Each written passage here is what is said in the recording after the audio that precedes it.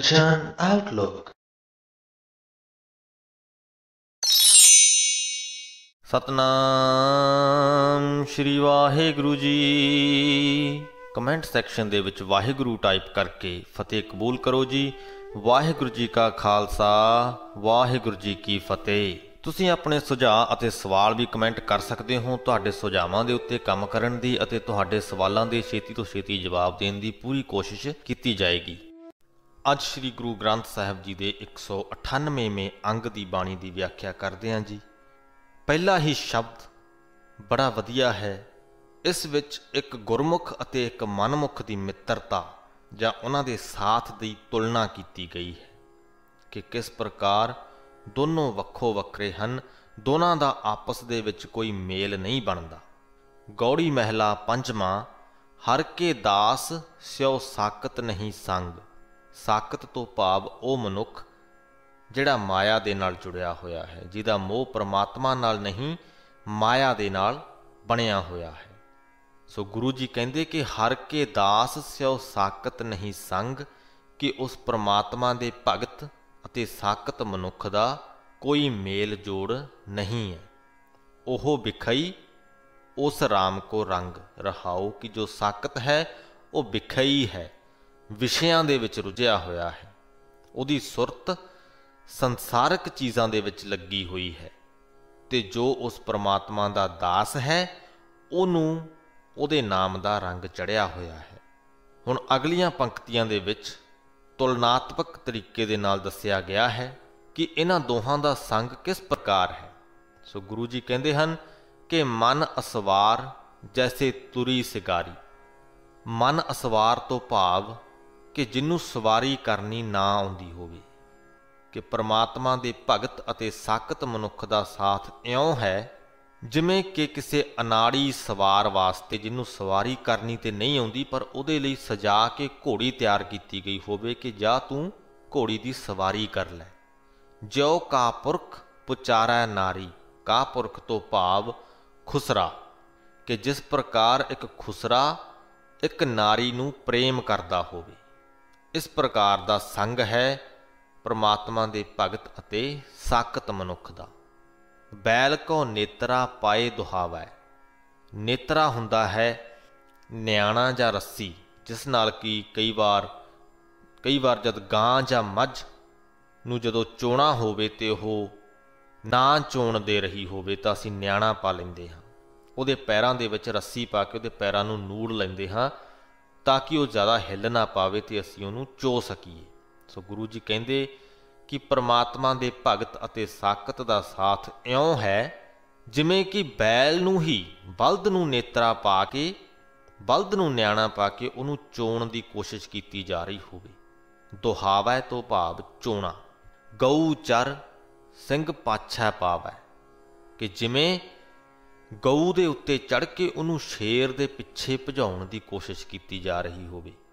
ਗਾਡਰ ਲੈ ਕਾਮ ਧੇਨ ਕਰ ਪੂਜੀ। ਕਾਮ ਧੇਨ ਸਵਰਗ ਦੀ ਇੱਕ ਗਾਂ ਨੂੰ ਕਿਹਾ ਜਾਂਦਾ ਹੈ, ਜਿਹਦੀ ਕਿ ਪੂਜਾ ਕੀਤੀ ਜਾਂਦੀ ਸੀ। ਹੋ ਸਕਦਾ ਕਿਤੇ ਨਾ ਕਿਤੇ ਅੱਜ ਵੀ ਹੋ ਰਹੀ ਹੋਵੇ। ਗਾਡਰ ਤੋਂ ਭਾਵ ਭੇਡ, ਕਿ ਜਿਸ ਪ੍ਰਕਾਰ ਭੇਡ ਨੂੰ ਉਹ ਸਵਰਗ ਦੀ ਗਾਂ ਸਮਝ ਕੇ ਉਹਦੀ ਪੂਜਾ ਕੀਤੀ ਜਾ ਰਹੀ ਹੋਵੇ। ਸੌਦੇ ਕੋ ਧਾਵੈ ਬਿਨ ਪੂੰਜੀ, ਤੇ ਜਿਸ ਪ੍ਰਕਾਰ ਬਿਨਾਂ ਪੂੰਜੀ ਤੋਂ, ਬਿਨਾਂ ਪੈਸਿਆਂ ਤੋਂ ਹੀ ਸੌਦਾ ਲੈਣ ਦੇ ਲਈ ਕੋਈ ਦੌੜ ਰਿਹਾ ਹੋਵੇ। ਸੋ ਇਹ 6 ਉਦਾਹਰਨਾਂ ਗੁਰੂ ਜੀ ਨੇ ਪੇਸ਼ ਕੀਤੀਆਂ ਨੇ, ਜਿਨ੍ਹਾਂ ਦੀ ਕੋਈ ਤੁੱਕ ਨਹੀਂ ਬਣਦੀ, ਕਿ ਉਹਨਾਂ ਉਦਾਹਰਨਾਂ ਦੀ ਕੋਈ ਤੁੱਕ ਨਹੀਂ ਬਣਦੀ। ਭਾਵ ਕਿ ਇੱਕ ਅਸਵਾਰ ਜਿਹਨੂੰ ਕਿ ਸਵਾਰੀ ਕਰਨੀ ਨਹੀਂ ਆਉਂਦੀ, ਉਹ ਘੋੜੀ ਤੇ ਚੜ੍ਹ ਕੇ ਵੀ ਕੀ ਕਰ ਲਵੇਗਾ। ਇੱਕ ਜੋ ਖੁਸਰਾ ਹੈ ਉਹ ਨਾਰੀ ਨੂੰ ਪਿਆਰ ਕਿਵੇਂ ਕਰ ਲਵੇਗਾ। ਬੈਲ ਨੂੰ ਨੇਤਰਾ ਪਾਉਣ ਦੀ ਕੋਈ ਤੁੱਕ ਨਹੀਂ ਬਣਦੀ, ਕਿਉਂਕਿ ਉਹਨੂੰ ਚੋਇਆ ਨਹੀਂ ਜਾ ਸਕਦਾ। ਸ਼ੇਰ ਦੇ ਪਿੱਛੇ ਗਊ ਭਜਾਉਣ ਦੀ ਕੋਈ ਤੁੱਕ ਨਹੀਂ ਬਣਦੀ, ਕਿਉਂਕਿ ਅਕਸਰ ਜੋ ਸ਼ੇਰ ਹੈ ਉਹ ਗਊ ਦੇ ਨਾਲੋਂ ਤਾਕਤਵਰ ਹੁੰਦਾ ਹੈ। ਸਵਰਗ ਦੀ ਗਾਂ ਦੀ ਥਾਂ ਤੇ ਅਸੀਂ ਭੇਡ ਦੀ ਪੂਜਾ ਕਰੀਏ, ਉਹਦੀ ਵੀ ਕੋਈ ਤੁੱਕ ਨਹੀਂ ਬਣਦੀ। ਤੇ ਬਿਨਾਂ ਪੂੰਜੀ ਤੋਂ ਅਸੀਂ ਸੌਦਾ ਖਰੀਦਣ ਚਲੇ ਜਾਈਏ, ਉਹਦੀ ਵੀ ਕੋਈ ਤੁੱਕ ਨਹੀਂ ਬਣਦੀ। ਸੋ ਜਿਸ ਪ੍ਰਕਾਰ ਇਹਨਾਂ ਸਾਰੀਆਂ ਚੀਜ਼ਾਂ ਦੀ ਤੁੱਕ ਨਹੀਂ ਬਣਦੀ, ਗੁਰੂ ਜੀ ਕਹਿੰਦੇ ਕਿ ਉਸੇ ਪ੍ਰਕਾਰ ਹੀ ਇੱਕ ਭਗਤ ਅਤੇ ਸਾਕਤ, ਇਹਨਾਂ ਦੋਵਾਂ ਦੇ ਸਾਥ ਦੀ ਵੀ ਤੁੱਕ ਨਹੀਂ ਬਣਦੀ। ਇਹਨਾਂ ਦੋਹਾਂ ਦਾ ਆਪਸ ਦੇ ਵਿੱਚ ਕੋਈ ਮੇਲ ਨਹੀਂ ਹੈ। नानक राम नाम जप चीत, सिमर स्वामी हर सा मीत।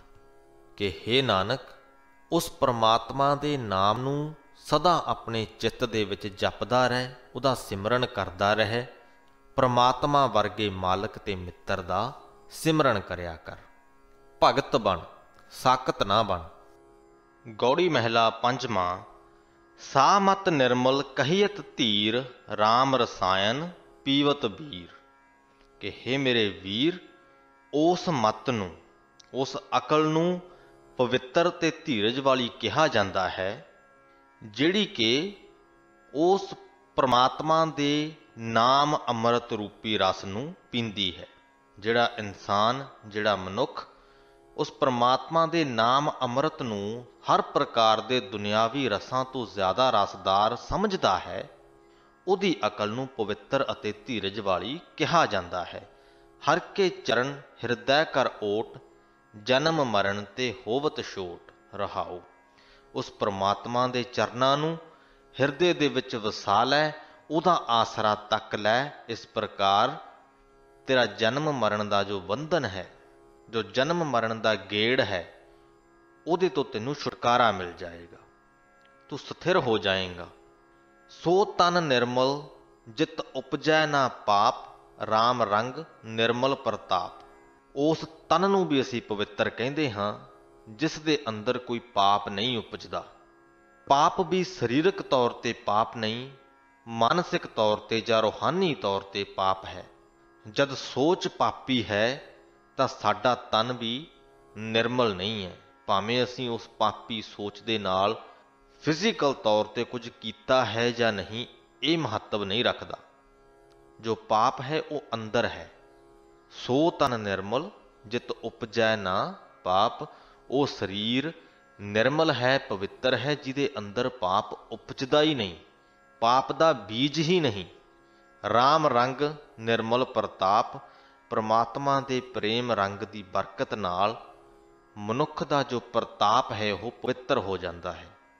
जिमें कहा जाता है कि हर मनुख की एक एनर्जी होंदी है। जदों असीं एक दूजे नूं मिलते हाँ तो एक दूजे दे नाल अपनी एक एनर्जी, ऊर्जा शेयर करते हाँ, ऊर्जा का आदान प्रदान करते हाँ। तो जद साडे अंदर परमात्मा दे नाल लिव लगी होवे तो साडी ओह ऊर्जा ही पवित्र हो जाती है। ये जो प्रताप शब्द वरत्या गया है उसे ऊर्जा का ही प्रतीक है। साध संग मिट जात विकार, सब ते ऊच एहो उपकार। जदों असीं साध संगत दे विच मिल के उस परमात्मा की सिफत सलाह करते हाँ तो सारे विकार मिट जाते हैं। ते सब तो उत्तम उपकार यही है। सब ते ऊच एहो उपकार। जे असीं किसी दे उपर कोई उपकार करना है तो असीं ये उपकार कर पाइए कि उहदा कोई विकार खत्म कर सकीए, तो इस तो उपर होर कोई उपकार है नहीं। दुनियावी चीज़ों के नाल किसी दी जे असीं मदद करते हाँ वह भी एक उपकार है, पर मानसिक तौर पर जे असीं किसी दी मदद करिए वो बहुत वड्डा उपकार है। वो दुनियावी सरीरक तौर पर किए गए उपकार नालों भी उपर है। प्रेम भगत राते गोपाल, नानक जाचै साध रबाल। जिहड़े मनुख परमात्मा की प्रेम भगती दे विच रंगे रहिंदे हन, नानक उन्हां दे चरनां दी धूड़ लोचदा है, उन्हां दे चरनां दी धूड़ मंगदा है। गौड़ी महला पंजवां। ऐसी प्रीत गोविंद स्यो लागी, मेल लए पूरन वडभागी। रहाओ। जिन्हां मनुखां दी उस परमात्मा दे नाल इस प्रकार दी प्रीत लगी हुई है, ਉਹ ਮਨੁੱਖ ਵੱਡੇ ਭਾਗਾਂ ਵਾਲੇ ਹੋ ਜਾਂਦੇ ਹਨ। ਪਰਮਾਤਮਾ ਉਹਨਾਂ ਨੂੰ ਆਪਣੇ ਨਾਲ ਮਿਲਾ ਲੈਂਦਾ ਹੈ, ਆਪਣੇ ਵਿੱਚ ਹੀ ਸਮਾ ਲੈਂਦਾ ਹੈ। ਇਸ ਪ੍ਰਕਾਰ ਦੀ ਪ੍ਰੀਤ ਤੋਂ ਭਾਵ ਹੈ ਕਿ ਉਹ ਪ੍ਰੀਤ ਜਿਸ ਦੀ ਗੱਲ ਸ੍ਰੀ ਗੁਰੂ ਗ੍ਰੰਥ ਸਾਹਿਬ ਜੀ ਦੇ ਵਿੱਚ ਕੀਤੀ ਗਈ ਹੈ, ਧੁਰੋ ਧੁਰ ਇੱਕ ਪ੍ਰੀਤ ਦੀ ਗੱਲ ਹੋਈ ਹੈ ਕਿ ਉਸ ਪਰਮਾਤਮਾ ਦੇ ਨਾਲ ਸਾਡੀ ਪ੍ਰੀਤ ਜੁੜਨੀ ਚਾਹੀਦੀ ਹੈ, ਉਹਦੇ ਨਾਲ ਸਾਡੀ ਲਿਵ ਲੱਗਣੀ ਚਾਹੀਦੀ ਹੈ। ਉਹ ਲਿਵ ਜਿਹਦਾ ਜ਼ਿਕਰ श्री गुरु ग्रंथ साहिब जी दे विच वार-वार होया है। जदों मनुख दी उस प्रकार दी लिव उस परमात्मा नाल लग जाए तो वह वडभागी हो जाता है ते परमात्मा उहनूं अपने नाल मिला लैंदा है। भरता पेख विगसै ज्यो नारी, त्यों हर जन जीवै नाम चितारी।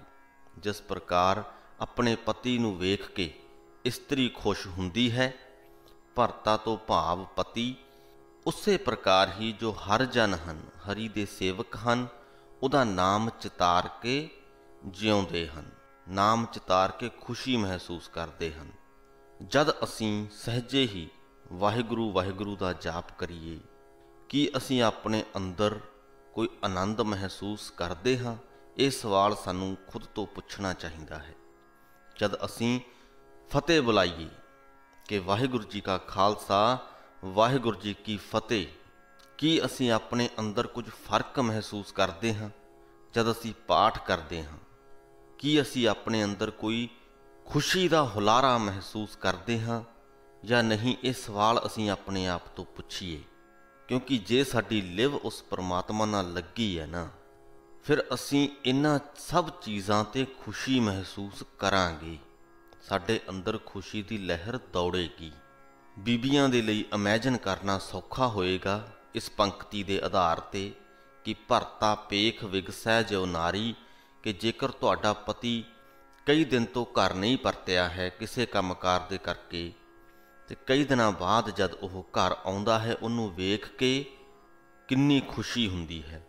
कि तुहानूं वो सेम खुशी परमात्मा का नाम लैके हुंदी है? जेकर नहीं तो तुहाडी लिव हजे लगी नहीं।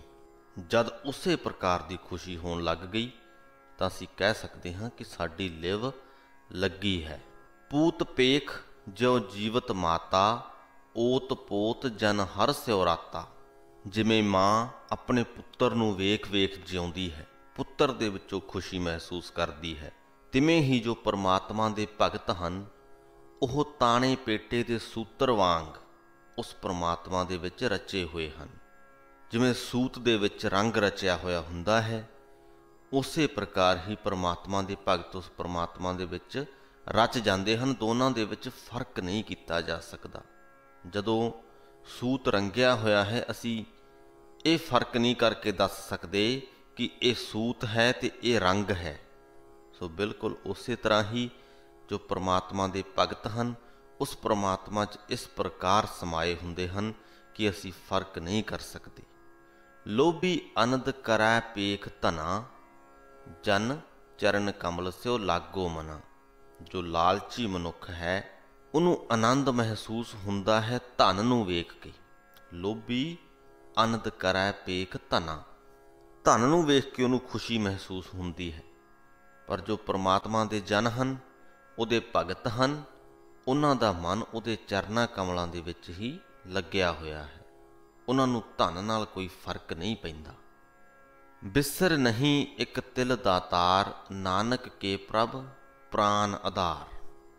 हे दातार, हे नानक दे प्राणा दे आधार परमात्मा, मेरे ते मेहर कर कि एक तिल भर दे समय लई भी मैनू तेरा नाम भुले ना, तेरी याद मेरे मन चों विसरे ना। गौड़ी महला पंजवां। राम रसायन जो जन गीदे, चरण कमल प्रेम भगति विदे। रहाओ। ਜਿਹੜੇ ਮਨੁੱਖ ਉਸ परमात्मा ਦੇ नाम रस ਦੇ ਵਿੱਚ ਗਿੱਝੇ ਹੋਏ ਹਨ, ਉਹ ਉਸ परमात्मा ਦੇ ਚਰਨਾਂ ਕਮਲਾਂ ਦੇ ਵਿੱਚ ਵੀ ਵਿਝੇ ਹੋਏ ਹਨ। ਉਹਨਾਂ ਦਾ ਮਨ परमात्मा ਦੇ ਚਰਨਾਂ ਕਮਲਾਂ ਦੇ ਵਿੱਚ ਇਉਂ ਵਿਝਿਆ ਹੋਇਆ ਹੈ, ਜਿਸ ਪ੍ਰਕਾਰ ਕਿ ਇੱਕ ਭੰਵਰਾ ਫੁੱਲਾਂ ਦੇ ਦੁਆਲੇ ਵਿਝਿਆ ਹੁੰਦਾ ਹੈ। ਜਿੰਨਾ ਉਹ ਫੁੱਲ ਦੇ ਨੇੜੇ ਰਹਿੰਦਾ ਹੈ, ਉਨਾ ਹੀ ਉਹ ਖੁਸ਼ ਹੁੰਦਾ ਹੈ। ਉਸੇ ਪ੍ਰਕਾਰ ਹੀ जो परमात्मा दे सेवक हैं, जिन्ना अपने आप नूं उहदे नेड़े समझते हैं, उन्ने ही खुश हुंदे हैं। जिन्ना उन्होंने ज़्यादा चेते दे विच रखते हैं, उन्ने ही ज़्यादा खुश हुंदे हैं। आन रसा दिसै सब शार, नाम बिना निहफल संसार। उन्हां नूं नाम रस दा अजिहा स्वाद पता हुंदा है, नाम रस दे विचों उन्हां नूं अजिहा आनंद महसूस हुंदा है कि उहदे तो अलावा दुनिया के बाकी सारे जो रस हैं, आन रसा दिसै सब शार, उन्होंने वो सुआह वर्गे लगते हैं। वो रस उन्होंने उन्हां रसां दे विचों महसूस नहीं हुंदा। वो आनंद वो ਦੁਨੀਆ ਦੇ ਪਦਾਰਥਾਂ ਦੇ ਵਿੱਚੋਂ ਮਹਿਸੂਸ ਨਹੀਂ ਕਰਦੇ ਜਿਹੜਾ ਉਸ ਪਰਮਾਤਮਾ ਦੇ ਨਾਮ ਰਸ ਦੇ ਵਿੱਚੋਂ ਕਰਦੇ ਹਨ। ਨਾਮ ਤੋਂ ਬਿਨਾਂ ਉਹਨਾਂ ਦੇ ਲਈ ਬਾਕੀ ਦਾ ਸਾਰਾ ਸੰਸਾਰ ਵਿਅਰਥ ਜਾਪਦਾ ਹੈ। ਅੰਧਕੂਪ ਤੇ ਕਾਢੇ ਆਪ, ਗੁਣ ਗੋਬਿੰਦ ਅਚਰਜ ਪ੍ਰਤਾਪ। ਉਸ ਪਰਮਾਤਮਾ ਦੇ ਗੁਣ ਅਚਰਜ ਪ੍ਰਤਾਪ ਵਾਲੇ ਹਨ। ਉਹਨਾਂ ਦੀ ਊਰਜਾ ਬੜੀ ਅਸਚਰਜ ਕਰਨ ਵਾਲੀ ਹੈ। ਉਹ ਅਜਿਹੀ ਹੈ ਕਿ ਮਾਇਆ ਦੇ ਅੰਨੇ ਖੂਹ ਦੇ ਵਿੱਚੋਂ ਵੀ ਉਹ ਸਾਨੂੰ ਕੱਢ ਲੈਂਦੀ ਹੈ। ਉਹ ਪਰਮਾਤਮਾ ਖੁਦ ਹੀ ਹੈ ਕੱਢਣ ਵਾਲਾ। ਮਾਇਆ ਦੇ ਅੰਨੇ ਖੂਹ ਦੇ ਵਿੱਚ ਸਾਨੂੰ ਰੱਖਣ ਵਾਲਾ ਵੀ ਉਹੀ ਹੈ ਤੇ ਉਹਦੇ 'ਚੋਂ ਸਾਨੂੰ ਕੱਢਣ ਵਾਲਾ ਵੀ ਉਹੀ ਹੈ। ਵਣ ਤ੍ਰਿਣ ਤ੍ਰਿਭਵਨ ਪੂਰਨ ਗੋਪਾਲ, ਬ੍ਰਹਮ ਪਸਾਰ ਜੀ ਸੰਗ ਦਇਆਲ। ਜਦੋਂ ਅਸੀਂ ਪਰਮਾਤਮਾ ਦੇ ਨਾਲ ਗੂੜੀ ਸਾਂਝ ਬਣਾ ਲੈਂਦੇ ਹਾਂ ਤਾਂ ਇਸ ਗੱਲ ਦਾ ਸਾਨੂੰ ਨਿਸ਼ਚਾ ਹੋ ਜਾਂਦਾ ਹੈ ਕਿ ਵਣ ਦੇ ਵਿੱਚ, ਤ੍ਰਿਣ ਦੇ ਵਿੱਚ, ਤਿੰਨਾਂ ਹੀ ਭਵਨਾਂ ਦੇ ਵਿੱਚ ਉਹ ਪਰਮਾਤਮਾ ਸੰਪੂਰਨ ਰੂਪ ਦੇ ਵਿੱਚ ਮੌਜੂਦ ਹੈ, ਸੰਪੂਰਨ ਰੂਪ ਦੇ ਵਿੱਚ ਵਸਦਾ ਹੈ।